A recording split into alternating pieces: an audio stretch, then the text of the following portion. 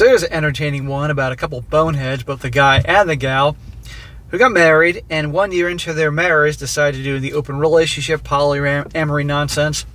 And of course, it worked out much better for the wife in the beginning because naturally she's a woman, and it's easier for a woman in this situation because guys are, let's be honest, dogs, and we pretty much would nail anything as long as our friends don't find out who this person is, and if she's, under 200 pounds, or shit, some guys under 300 pounds and had a shower that week. But for him, it's not as easy. But eventually, things reverse where her prospects are drying up. Interesting choice of words. And he's on cloud nine with the gals. And she wants to then end things, or at least put it on pause. And he's like, not happening here. And it's bringing all this turmoil and drama to their marriage. And once again, showing these things do not work. Title: My wife is upset by my finally flourishing. He says, envy, ? My wife, a 28-year-old male, my wife Ashley, a 30-year-old female, have been together for 4 years, married for 3, open for 2. So you got married after 1 year knowing each other. How dumb is that? And then you're married 1 year and you're already opening up your marriage. Why the hell did you get married to begin with, dumbasses? We both found someone very early. Ashley was dating a married man in a stable poly relationship. Isn't that kind of an oxymoron, a stable poly relationship? There's nothing stable about something like that. And I got quite close to a graduate student at a nearby college. Ashley and I were both high on NRE, but managed to share that with each other, and it was so intense and special. Oh, how special. After 9 great months, my graduate student got a job offer several hours away.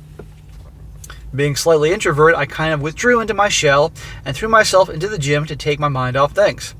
Less than 2 months after that, Ashley's Meta got pregnant, and her relationship started to wind down.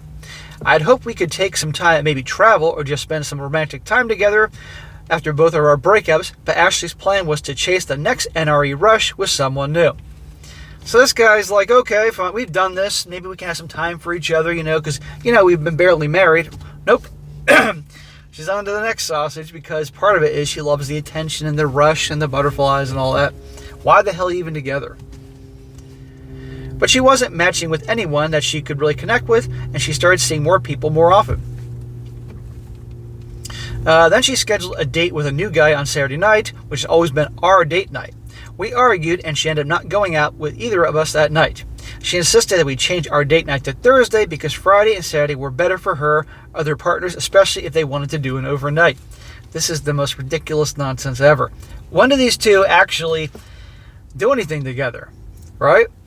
I think they're together just financially to take care of the bills. It's cheaper to live together, and they're having this lifestyle.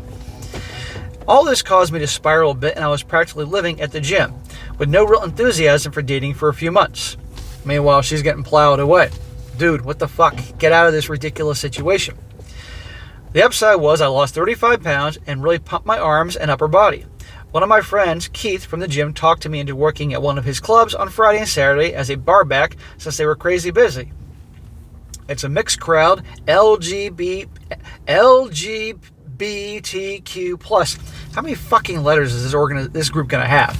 We're going to go through the whole goddamn alphabet soon. With a big dance floor and a drag show. Oh, yippee. By the 3rd week, I was bartending, and the MC had made teasing me and grabbing my ass part of her act. I started getting hit on, which boosted my confidence and went from introvert to the other end of the scale.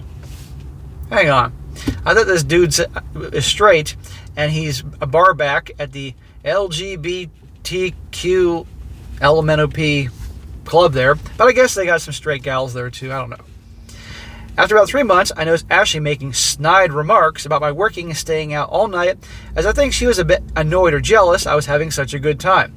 Wasn't she the one that wanted to make Friday and Saturday her night to get plowed by Chad and Tyrone? So you did something else with your time. She was still getting dealt shitty cards from a stacked deck, as she put it. Rarely getting more than 3 to 4 dates from any one guy before ending it or getting ghosted. Well, I want to point out that Ashley is now in her 30s. Meanwhile, I'm going to after parties or hooking up and not getting home much before the sun comes up. Then came the big storm.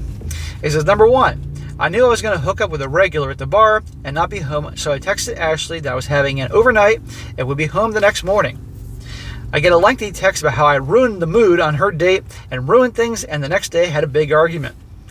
She's the one, again, who wanted to do this, but what's going on here is this guy is having a good time, and she's not, therefore she has to ruin his good time. Number 2, Ashley has told me she was doing an overnight on Friday, so after work, I invited a few people to the house. Ashley had a fight with her boyfriend and came home early to find me in the hot tub with 3 naked women. 2 were lesbians, but the picture didn't reflect that. They're probably like, come in, girl.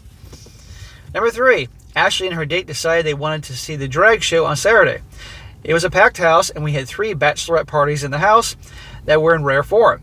I was helping the bar back clear empties from the tables, and the MC and one of the other divas were giving me the business, which only engaged the bachelorette groups to get handsy as well. As busy as it was, I never saw Ashley, but Kevin did and saw her leave in a huff with a bewildered state in tow.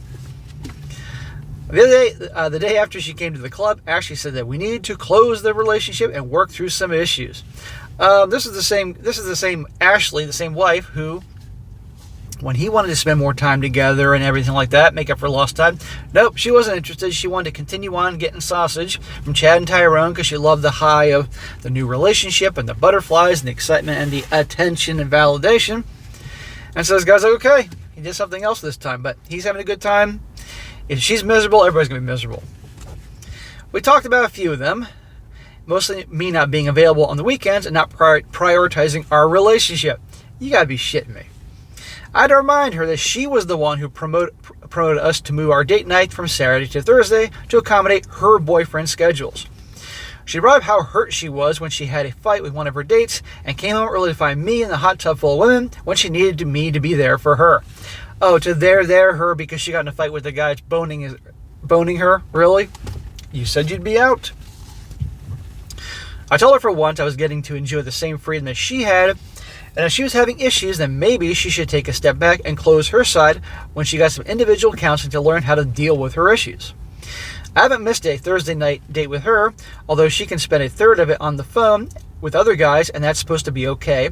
And I brought up how she literally sends 30 texts to my one. Right. Newsflash, people, this isn't working. Let's end it, move on.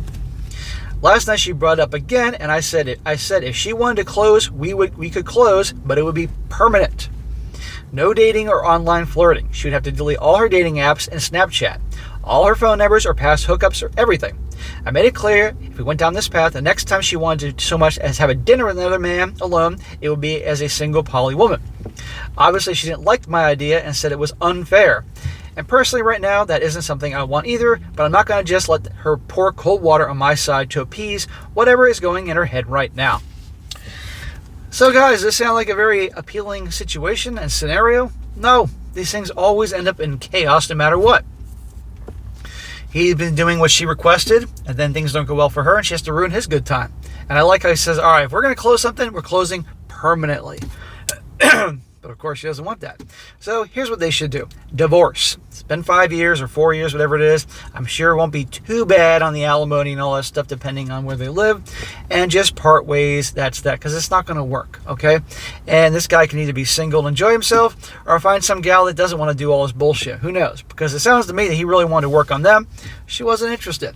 So once again, showing these things do not work. But again, here on SSM Clips 2.0. And I'm going to keep doing these videos until things start to, the pendulum shifts a little bit, but probably not. And I'll be labeled a hater because I trash on this alternate way of living. There you go. SSM Clips 2.0.